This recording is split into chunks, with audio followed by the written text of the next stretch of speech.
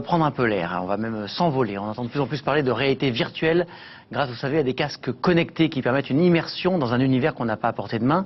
Eh bien, il y a quelques jours, en Haute-Savoie, une association a proposé un stage de pilotage de drones à des personnes en situation de handicap. Et grâce à la réalité virtuelle, ces personnes ont pu avoir un peu le sentiment d'être dans les airs. Reportage de Marika Julien, Vassila Kamli et Lionel Simon.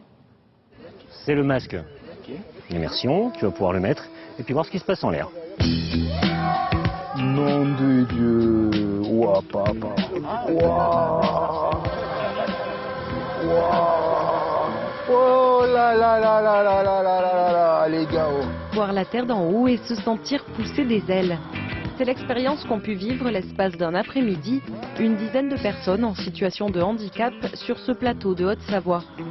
Grâce à des lunettes de réalité virtuelle, on peut voir en temps réel ce que filme le drone. Ouais, c'est la folie ce truc-là. Hein. Alors, là tu étais spectateur. On va faire la même chose, mais c'est toi qui as piloté derrière, d'accord? Oh pauvre. Pour cette initiation au pilotage de drone, c'est un peu comme à l'auto-école. C'est bien. Georges, à toi, tu peux tourner sur toi-même. C'est toi qui as la main. Les commandes sont partagées. Les élèves peuvent tourner à droite et à gauche. Le professeur gère les autres mouvements. Et en cas de besoin, il peut reprendre la main à tout moment.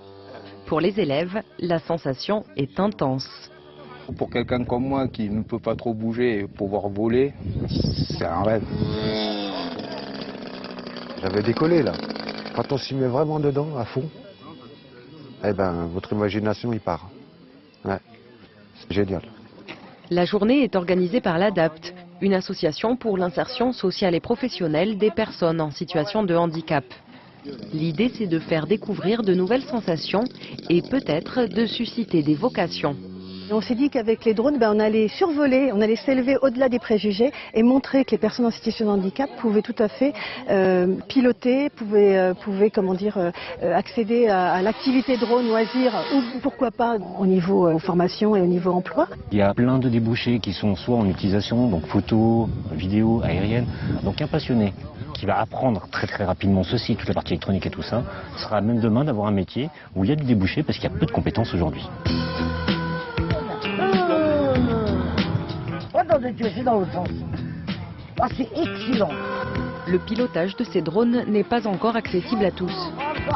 C'est excellent. Sylvie est atteinte d'une maladie neurodégénérative et pour elle, l'utilisation de la télécommande reste compliquée. Ah non, mais je prends mon pied là. Hein. Mais déjà, l'expérience visuelle lui a procuré des sensations intenses dans tout le corps.